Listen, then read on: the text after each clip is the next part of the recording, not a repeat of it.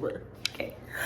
Okay, so we're going to be talking about the war on poverty, specifically the education, the Elementary and Secondary Education Act, and then how that related to President Bush's involvement with the American education system. And we're specifically looking at the making of a legislative miracle, the Elementary and Secondary Education Act of 1965 resource, along with the notes on George Bush's versus education, I believe. Ignore my dog. Sorry. Yeah, I hope you have the video. Awesome. Okay, so to start off, we kind of started talking about the war.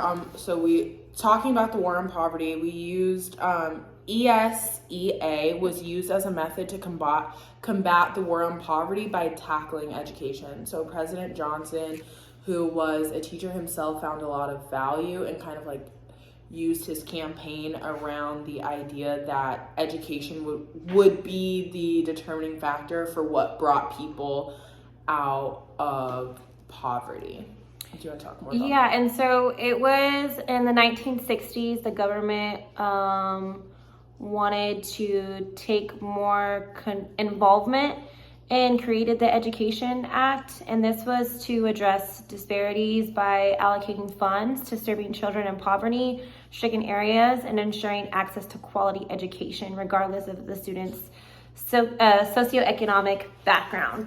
So essentially, he promoted general education K through 12, and he argued that the fight against poverty, like the war on poverty, was imperative to strike away the chains of ignorance.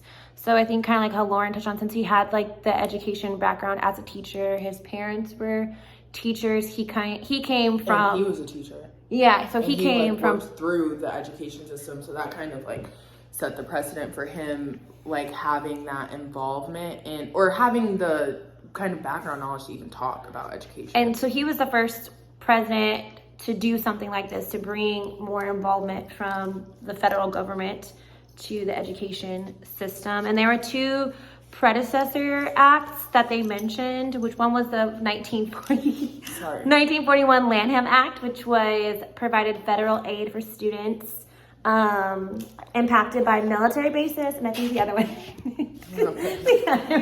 the other predecessor act was the 1958 National Defense Education Act, which was providing funds for math and science, like STEM areas, which was around the race to the moon with Sputnik. So those were like the predecessors, but Johnson was the first president to kind of push for more federal involvement. And that's kind of what we'll be talking about throughout this conversation, is how he kind of set the precedent for federal involvement in the education system, because before him it was kind of very difficult to get any sort of law or legislation passed that would affect federal aid or federal control of education, because prior to ESEA and Johnson's presidential term, there really was no federal government involvement in the education system. It was all like local. It was all given to local and state power. So we're kind of going to be talking about how Johnson and ESEA kind of set the foundation for Bush to be able to use his presidential powers and his presidential resources in order to make a difference in the education system. Yes. So when you think about like what things George Bush did that maybe are different than Johnson, I think we point out Johnson used education to like use education as a way to pull himself out of poverty, and also believed that if we were to give adequate education to students K through 12, that they could also get out of poverty. But I think Bush saw it as poverty is why certain kids are receiving an adequate education. So if they live in a neighborhood that was in poverty, most likely the school setting that they were in was not going to be receiving those adequate resources as well. So that was something I guess we saw like a difference between the two.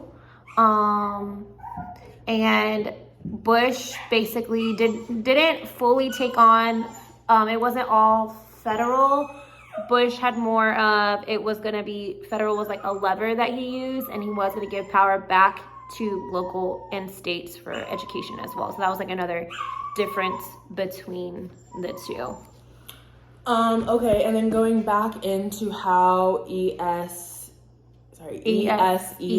laid the foundation for Bush's